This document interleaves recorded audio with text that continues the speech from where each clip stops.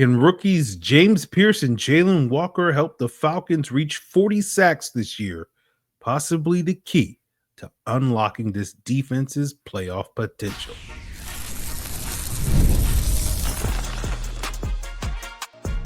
You are Locked On Falcons, your daily Atlanta Falcons podcast. Part of the Locked On Podcast Network, your team every day.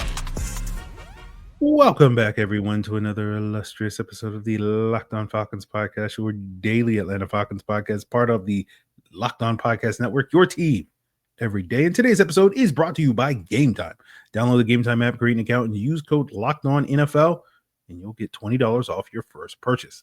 Now, if you do not know me, I'm your very humble host, Aaron Freeman, a.k.a. Mr. Drew, a.k.a. the iron that sharpens the iron, a.k.a. Mr. a.k.a. And I've been covering the Atlanta Falcons for almost 2 decades, formerly at falcfans.com, RIP, been podcasting on Locked On Falcons for almost a decade. We're coming up on 9 years this November as the host of Locked On Falcons. And appreciate each and every one of you, whether you just heard of this podcast in the last 9 minutes, or you've been with us the entire time for these past almost 9 years. I appreciate each one of you that goes strong with me as an everyday, or that means you make this podcast your first listen each and every day, especially during this time of the summer where not a whole lot's going on, but this time of the summer, we're talking about positional previews, focusing on the defensive front.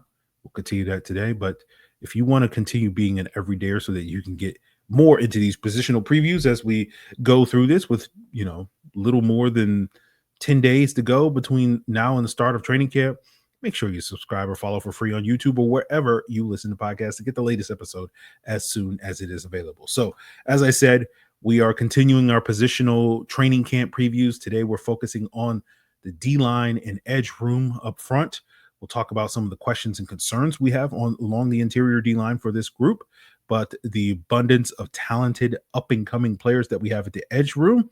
But let's start with talking about how good this pass rush can be, because as Atlanta Falcon fans and Atlanta Falcons haters for some of us, not me, of course not, we always focus on the pass rush when it comes to this team, because it's been such a problem spot for this team for the better part of 2 decades, right? And, the potential, the number that we want to hit, that has been a number that the Falcons have so rarely hit, is 40 plus sacks, right? We've had 2 seasons in the past 20 years where the Falcons have hit that number, 2004 and 2023. And when you look at the average playoff team over the last 4 years since the league expanded the playoffs and expanded to 17 games, the average playoff team gets about 45 sacks per season. 60% of the teams that hit 40 sacks or more make the playoffs in that same period of time. I think the potential is absolutely there for the Falcons to hit 40 sacks this year. Similar for the same reasons that we thought going into 2023, correctly, accurately predicting that team to get 40 sacks for the same reasons, right? Where back then we talked about how, the Falcons had potentially 7 guys, including guys like Calais Campbell and Kay Nellis and David Onyemata and Bud Dupree, adding to Grady Jarrett and Arnold Ebiketie and others, Lorenzo Carter, that were already on the team, that if those 7 guys can average about 4 or 5 sacks each, and then you have another half dozen guys that get a couple of sacks here or there, that's your path to getting to 40 sacks. And I think this year's group, you have about 5 guys that I think realistically can potentially average about 5 sacks between them, that being Jalon Walker, Kay Nellis, James Pearce Jr., Arnold Ebiketie, and Leonard Floyd. Then I think you have probably like 3 other guys that I think is realistic to think that they could average about 3 sacks between them. That's Morgan Fox, David Onyemata, and Zach Harrison. And if those guys hit those numbers, those 8 guys hit those benchmarks, we're talking about 35 sacks for them. And then you just need a couple more from guys like Ruka Roro and Brandon Dorlus and Braylon Trice and Divine Diablo and anybody else. And that's what's going to get you over 40 to get this team to a level where we can legitimately talk about this defense being quote unquote playoff caliber. And I know some of you guys are probably hearing those numbers, thinking I'm lowballing the estimate. And instead of like the top 5 guys averaging 5 sacks, those guys could average 8 sacks between them. And it's like, I don't think I'm lowballing, because I've done the math and there's probably not enough snaps to go around for everybody to eat like that. But there's certainly 1 or 2 guys that could eat like that. And of course, the 2 guys that everybody will be watching this summer in training camp will be the Falcons' top 2 draft selections in Jalon Walker and James Pearce. And the question is, how quickly will those guys get up to speed, which is going to be one of the biggest storylines for this defense all summer long, all camp long, and we'll be talking all about not just those 2 rookies, but the rest of this rookie class, as well as several of the other unproven young players. But certainly Pearce and Walker are going to get the bulk of the attention, the majority of the, headlines and whatnot. And it's been interesting to me this summer that the hype train has not been as robust this summer for those 2 guys. As I recall, the hype train when the Falcons have only had like 1 first round edge rusher on the team or drafted 1 guy, like, thinking about how we viewed the Falcons D-line and edge rusher room when we were the summers after we drafted Vic Beasley and Takk McKinley. And again, don't know exactly the reasons why that hype train doesn't feel like it's the same, but we won't get into that in today's episode. But it doesn't mean that hype train won't get going once we get to training camp if things go a certain way and you start to see Walker and Pearce make those plays, right? We've already heard the Micah Parsons comparisons to Jalon Walker. We've already heard Jerry Gray, the Falcons, one of the Falcons defensive coaches, talk about his time on that Tennessee staff back in 1999 when Javon Pearce set the record for the most sacks for a rookie player. And, Parsons and Pearce are 2 of the most dominant rookie pass rushers that we've seen from a sack production. And, one of the reasons why, like, I'm not necessarily pushing that level of hype is not simply because I'm a hater, although, clearly if the shoe fits. But, my main thing is like, your other people more than welcome to hype up things. But, I think that ultimately always leads you to setting yourself up for disappointment. But, I tend to be a believer of like, I want to see guys on the field before I really set my expectations. Doesn't mean I don't already have expectations for those guys, but they're very, very tentative, right? It's more of like, okay, well, they're first round picks. What's the average production for a first round pick edge rusher over the last 10 and 15 years? It's about 5 sacks and 30 pressures. So that's kind of my expectations for both Walker and Pearce. But, that seems pretty modest. But the truth of the matter is the Falcons haven't had that many veteran pass rushers that have hit that those benchmarks in the past couple of years. So if you can get 2 rookies to do that, that's pretty impressive, if you ask me. But, I do want to see what those guys are on the field come training camp, right? And then, what are they going to be in the preseason when they're actually having to go up against NFL offensive linemen in pads, in game action and all that stuff. And that's where it's a wait and see mode before we jump on the hype train. So, 5-6 weeks from now, after we get through all of that, we could be singing a very different tune about the potential impact of both Pearce and Walker, right? If they're dominating, on a daily basis in training camp, if they're kicking butt in the preseason, and then absolutely you will get me hopping on that hype train and being like, well, 5 sacks, 30 pressures, that's low ball. And these guys can do a lot more. But, we know both guys have loads of potential. We'll just sort of have to wait and see if they deliver on that potential, not only this summer, but this upcoming season. But while I sit here in wait and see mode with both James Pearce and Jalon Walker, as far as at least the hype goes, one player that I do feel like is a little bit more worthy of a little bit more hype than he's getting is Arnold Ebiketie. Because if there's one guy on this roster that I would bet on being a double-digit sack guy this year, it would be AK. And I'll explain why as we continue today's Locked On Falcons.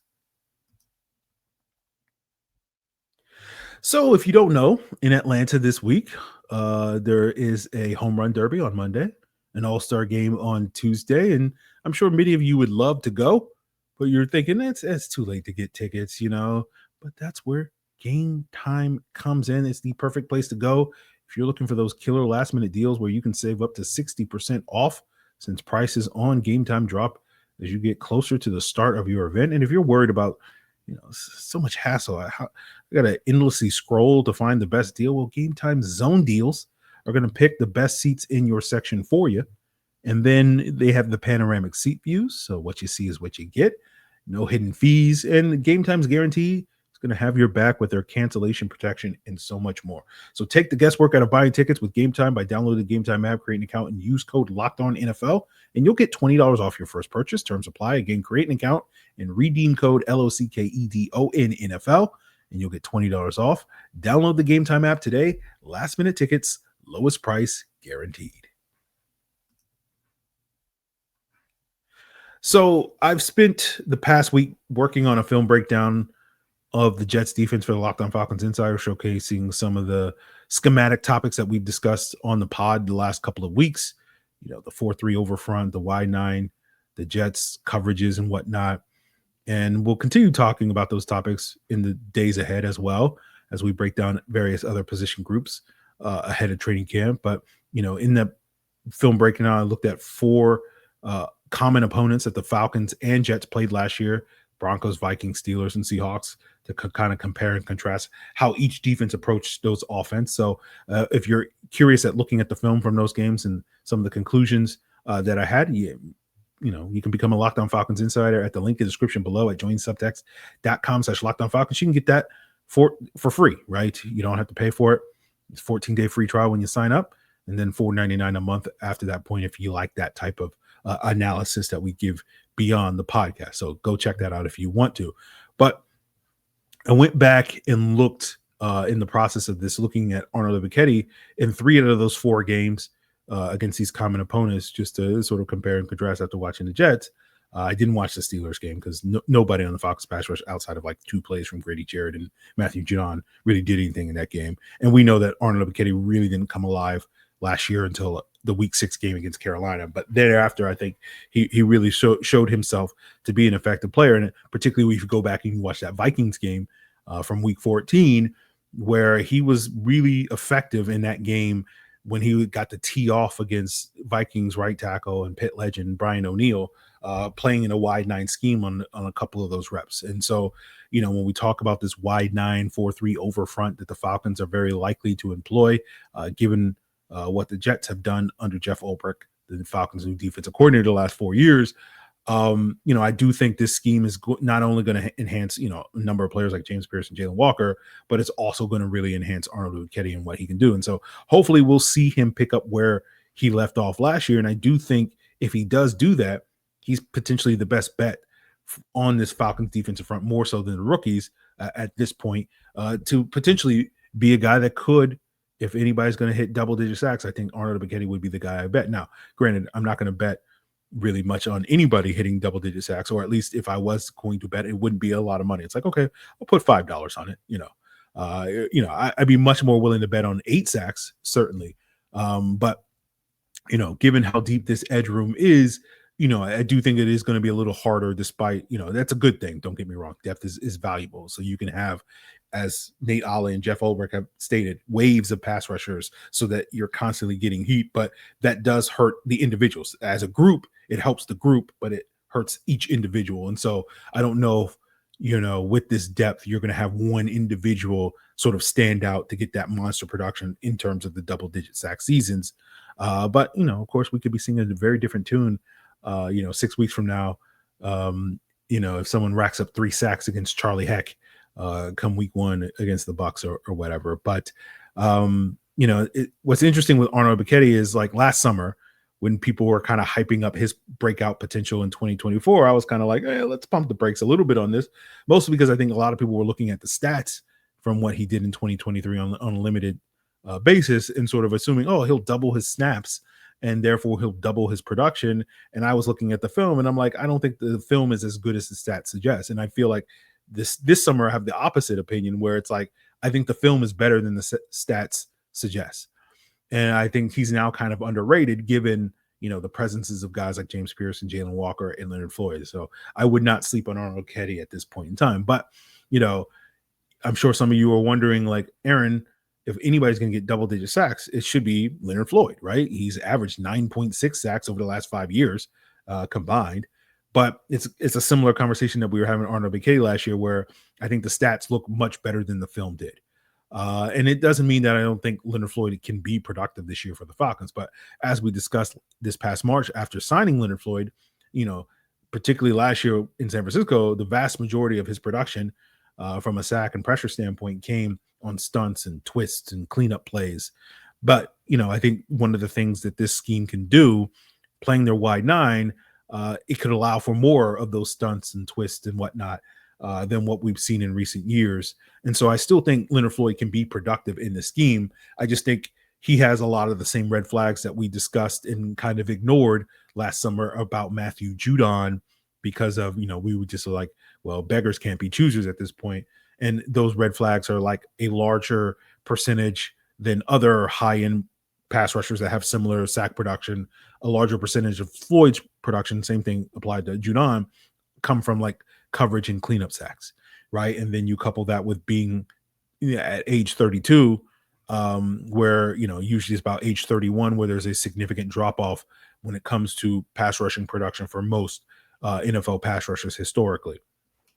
And so that's one of the reasons why we were pretty unmoved about the Floyd signing back in March when that move was made. But now I think in light of adding guys like Pearce and Walker, it does feel a little bit better, right? Because last year it was kind of the Matthew Judon show. Again, unless you were really buying into Arnold Ebiketie last year, Judon kind of had to be the Batman. And I don't any longer, in March before the draft, it felt like, okay, they're still counting on Floyd to be the Batman, but I don't have those expectations now. Like, I don't even really expect Floyd to even be Robin, right? I think the Falcons can survive if he's just Alfred, if you follow the metaphor. So, another guy that's kind of flying under the radar in this edge rusher room is Bralen Trice, the Falcons' third-round pick from last year. Now, my expectations for Trice aren't super high. They weren't that high even before he suffered his ACL injury last summer. My expectations for him coming into this season is he'll kind of be the version of Eric Watts that the Jets have for this Falcons edge room, right? And that was basically a guy who was like the fifth edge, and someone that was supposed to eat a lot of those early down snaps against the run to keep the other guys fresh. Now, Watts only had like 5 pressures last year. I think Bralen Trice should do better than that, but 10 pressures, 15 pressures, that's kind of where I'm expecting Bralen Trice to perform, given the expectation that I have. And again, we'll see if he exceeds his expectations, but he'll probably only get like 15 to 20 snaps a game. And probably a majority of those will come on early downs defending the run. But ultimately, Trice's situation is very similar to Walker and Pearce's situation because he missed all of last year with that ACL tear.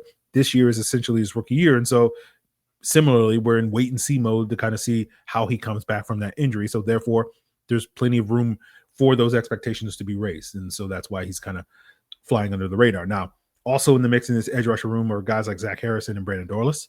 We're not talking about D'Angelo. We'll talk about more about him when we get to the linebacker position later this week.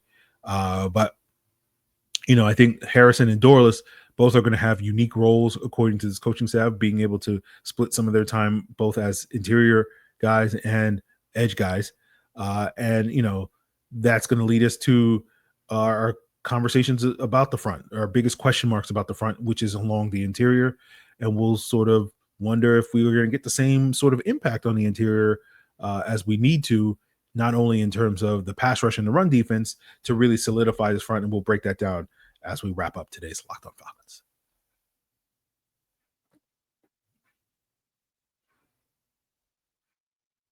So as I stated earlier, like we look at this edge room and we see how deep it is and we consider that a strength. And then I kind of look at the D tackle room and the interior D line room and I, look at it as more of a area of concern, right? And it's not because they lack depth, it just lacks that sort of who's that guy that's going to be that impactful guy. And again, at the edge rusher room, I think you have potentially up to 4 options there with Walker, Pearce, AK, and Floyd that are all, decent bets to at least one of those guys should impact this year, right? But like, who's going to be that guy on the interior, right? They have bodies, right? They have plenty of NFL caliber bodies. In addition to Harrison and Dorlus, you got David Onyemata, Morgan Fox, Ruka Roro, Taquan Graham, Laqueo London, Kentavious Street, with the exception of the second-year players. All those guys have played in this league, contributed in this league, been valuable parts of a rotation. Onyemata and Fox in the past have been very good players, respectively. But, as they would say in a certain DC movie that came out many years ago, as opposed to the DC movie that just came out, there's no lanterns, no Kryptonians, right? And that refers to the Jets having a guy along their interior like Quinnen Williams, right? Who is an absolute game wrecker. And there's nobody on this Falcons team that's like that, right? And it would be unfair to have the expectation that anybody on this group is going to live up to the hype of being a top 5 D tackle like Quinnen Williams, who's, outside of basically like the Aaron Donalds and the Chris Joneses and the Dexter Lawrences, of recent years, like would be arguably, in that next rung below those guys as sort of the elite D tackles in the NFL. And of course, the question is going to be, do you need to have that type of guy in order to make this scheme work and have this front work? And I think in the Jets case, they certainly did need the guy because, when you couple a top 5 D tackle like Quinn Williams, you can kind of get away with having a bunch of also rans, which is what the Jets had these last couple of years, at the D tackle spot besides Quinn Williams. It's basically the equivalent of having that Julio Jones as your wide receiver 1. Yeah, you can get away with a lesser wide receiver 2, like a Mohamed Sanu. It's, similar to what we talked about when the Falcons signed Mac Hollins to be their number 2 a couple of years ago. And it's like, yeah, he was effective number 2 playing opposite Devontae Adams, who was at that time arguably the best wide receiver in the NFL. But if you remove Devontae Adams, you remove Julio Jones from the equation, you don't have that elite wide receiver who's arguably the best in the NFL as your number 1. Instead, if you're asking Sanu and Hollins to be your number 1 and number 2 in whatever order, like, are you going to be as effective passing the football? And the answer is probably not, right? And so the question with this group is, like, can you get more from this collection of D tackles than what you would in theory get from a wide receiver room that was spearheaded by guys like Mohamed Sanu and Mac Hollins and Russell Gage and whoever else you want to throw into the mix as sort of good complementary pieces, but not a guy that you can build your offense around. And so once again, we'll kind of have to be in wait and see mode. And, I think there's a lot of hope and optimism for some of the young guys like Zach Harrison, Ruka Roro, Brandon Dorlus.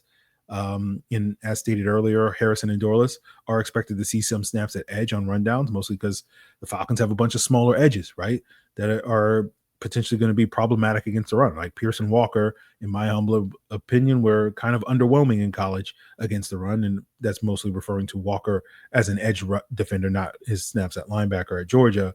And then I think Arnold Ebiketie and Leonard Floyd are certainly capable, functional as run defenders, but nothing special that's really going to add a ton of value. And then Braylon Trice, who's a heavier body, right? Despite that fact, he wasn't a very good run defender in college. And so we'll see again what he's going to be coming off that injury. So to me, it totally makes sense that Harrison and Dorlus do get some snaps on the outside to kind of offset those potential issues against the run.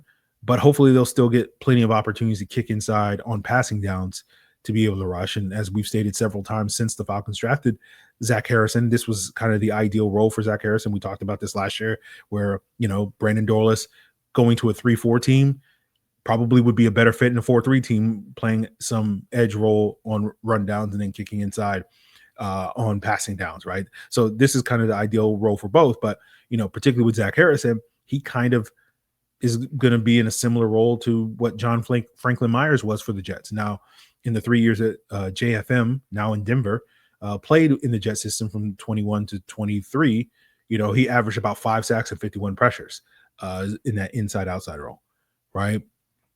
And, of course, I would love to see Zach Harrison put up that type of production, but, if we get, somewhere closer to half that number, like 3 sacks and 30 pressures, I think that would be a very good year for Zach Harrison in that type of role. Now, when we look at the other young players like Ruka Roro,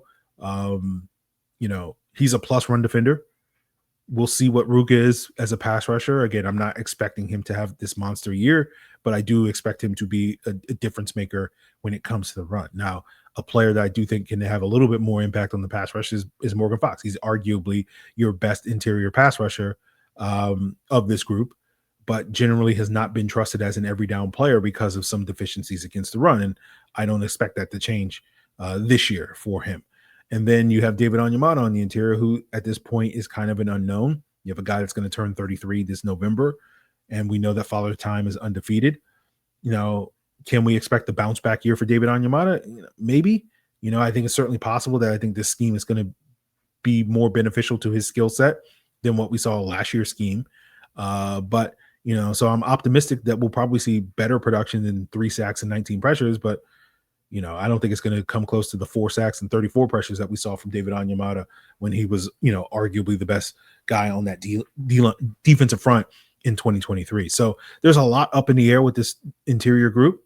Not just the interior group, but the entire group, but especially on the interior. But, overall, when we look at this entire group, we've talked about 10 guys that we feel like are near locks to make the team. Walker, Pearce, Ebiketie, Floyd, Trice, Harrison, Dorlus, Fox, and Rook. And I would throw David Onyemata in that list. But, there's been a lot of speculation since March when the Falcons chose not to cut David Onyemata after we spent, January and February just assuming that they would cut David Onyemata, that they will eventually move on from David Onyemata before the start of the season. And I think that's possible, especially if he does look a little bit, like Father Time is breathing down his neck in training camp. And the Falcons could save up to $10 million against this year's salary cap if they do make that cut before the season starts. But, you know me, I'm just like, why did we wait so long? And we could have used the $8 million that we would have saved back in March to actually improve the rest of the roster. But, Falcon's going to Falcon. But, I think you need to see, if you're going to make that move, you need to see somebody else emerge instead. Just cutting him just for the sake of cutting him without feeling like you have a better option on your roster, is probably not a good choice. So is that a Kentavious Street? Is that a Taquan Grant or LaCale London, some of the other guys? Is that a Simeon Barrow, your undrafted rookie? Is that Khalid Kareem, another guy at the edge rusher room in the mix that can, eat some of those rundown snaps or whatever? Or, is that come from Ruka Roro or Brandon Dolis really coming on strong in training camp and not looking like the rookies that they are essentially are because they barely played last year, and looking like guys that are, were able to fast forward to their year 3 breakout type of year because they're having that type of training camp. So all of those are unknowns at this point in time. So there's a lot of questions with this defensive front, but you certainly can see the potential. The question to me is just going to be how high is the floor, right? The ceiling has the potential to be very high for this defensive front. It's just going to be a question of how high is the floor. What do you get from the rookies like James Pearce and Jalen Walker? What are you getting from Leonard Floyd at this stage and David Onyemata at this stage in their career? Morgan Fox is in that boat. What are you getting from Rook and Dorless? Harrison and Ebiketie are 2 young up-and-coming guys that are flash. Can they put it all together this upcoming season? What is Braylon Trice going to be? All that stuff, So all of that's, up for grabs this summer in training camp. And we'll be spending a lot of time talking about this group all summer long. And so we'll ultimately see, how it works out. But if you want to get into the film of one of the ways it could work out by looking at the Jets, of course, make sure you check out that video by becoming a Locked On Falcons Insider at the link in the description below at joinsubtext.com/LockedOnFalcons. Again, a 14-day free trial, then $40.99 a month. So again, you can watch that video breakdown for free. You just have to basically press 2 clicks on your phone in order to get there. So pretty easy to do. And so, we have other breakdowns, and of course, becoming a Locked On Falcons Insider gives you priority on future mailbags. It also will give you access to the extended all 22 reviews that we'll be doing in the season, as well as any other film breakdowns I do between now and the start of the season, which hopefully we'll be doing, one a week from here until the end of the year. And then mostly one a week all off season long. So those are the perks of being a Locked On Falcons Insider. Again, check it out in the link in the description below. But that's going to wrap up our conversation on what the Falcons front end looks like. Tomorrow, I think the plan is we'll get into what the back end is going to look like. That dump truck of a defense. I don't know why that popped in my head. I got to get freaky on this podcast. But we'll talk about the secondary and what, their impact on this defense, because again, one of the things in that film breakdown of the Jets is like a lot of their success is driven by what they are up front, what are they on the back end. Later this week, we'll talk about the guys in the middle that are also kind of the glue guys that kind of glue it all and marry it all together with the linebacker core. So that's all in store for you. So continue to make Locked On Falcons your first listen by checking us out and subscribing on YouTube or wherever you listen to podcasts. And of course, for your second listen, if you want to follow the big moves in what Summer League, Locked On Hawks got you covered with Brad Rowland. And if you want to continue, football conversation, Locked On NFL Scouting's got you covered. Joe Marino, Kyle Krabs, making you the most informed fans you could possibly be all summer long as we get ready for this illustrious 2025 NFL season. It's all part of Locked On Podcast Network, your team every day.